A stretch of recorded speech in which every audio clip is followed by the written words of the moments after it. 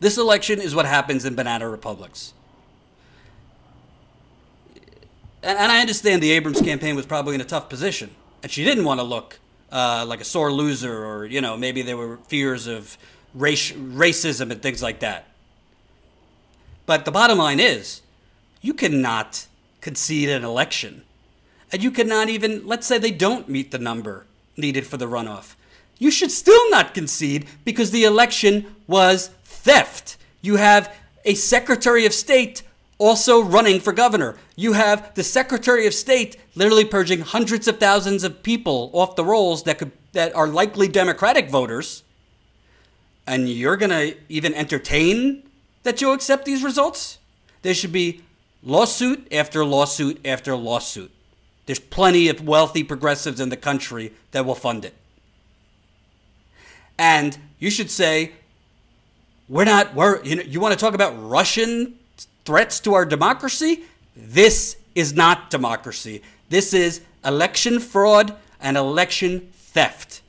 And frankly,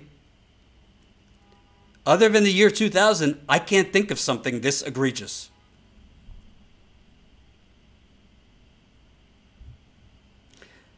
Stacey Abrams is literally down, I think, less than 2 percentage points when 100,000 people were purged by this governor for laughable reasons, by the way. Excuse me, by this Secretary of State. And as that worker for Stacey Abrams' campaign said, Kemp, as Secretary of State, his office isn't even releasing the full information and the full counties and information of outstanding votes to the Abrams campaign. Basically, one of the candidates, by default, is rigging the game against the other candidate. And apparently it's legal in this country for just blatant conflicts of interest like that to exist.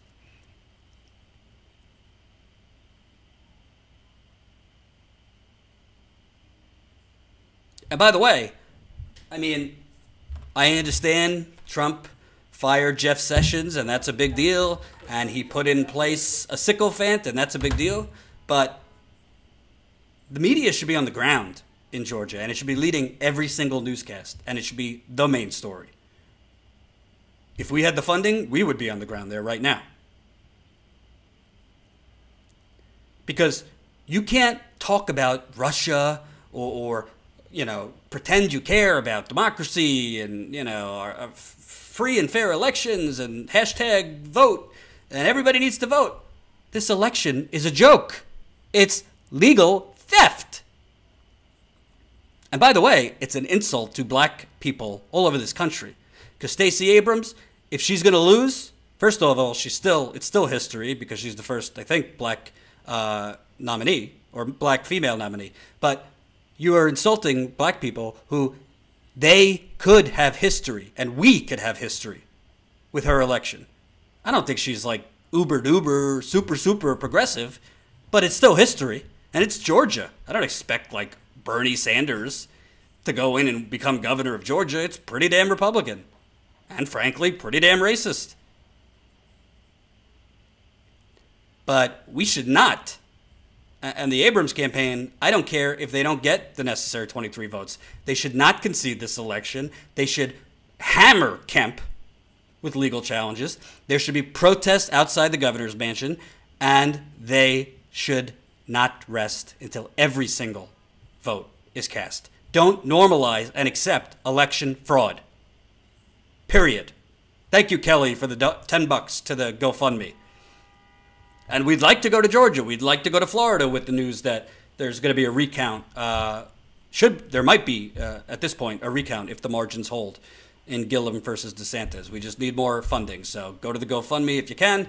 We're at 19,000. Let's see.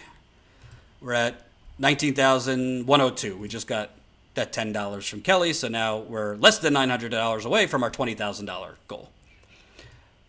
But I got to tell you, I mean, I really have never seen anything like this in Georgia. It is legalized theft of an election.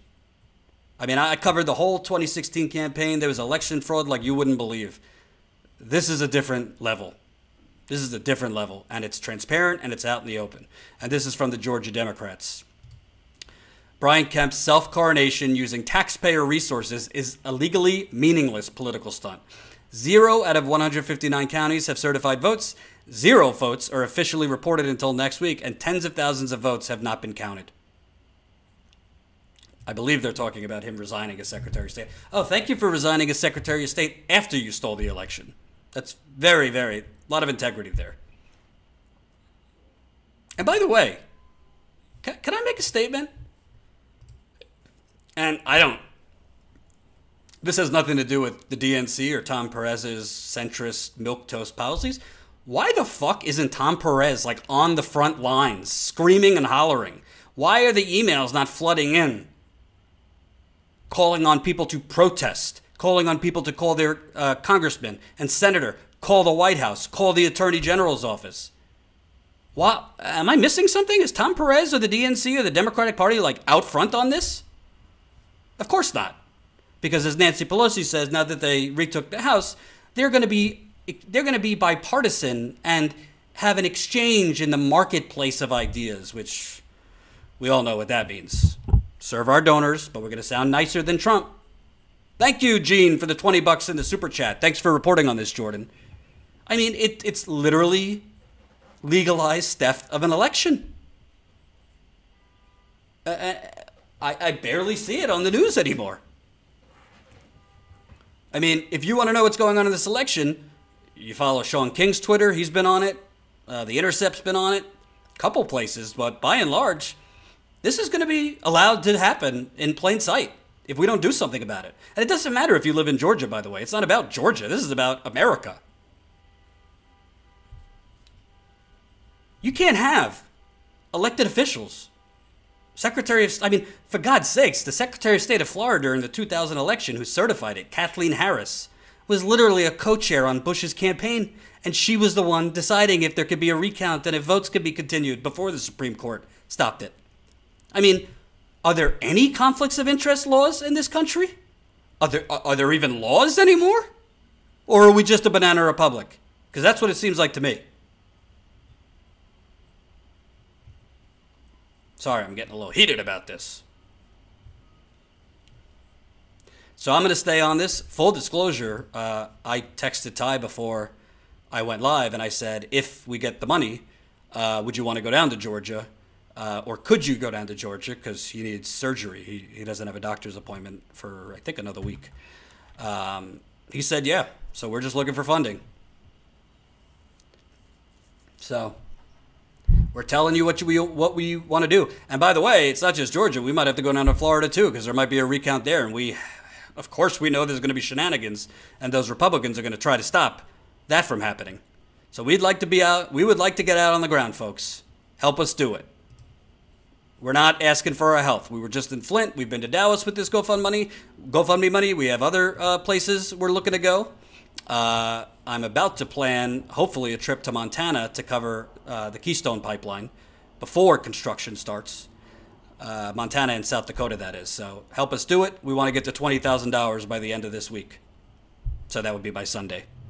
Every amount counts. If every single person watches, we're at 166 people right now on YouTube, however many on Twitter. If every single person throws in $5, we'll get there.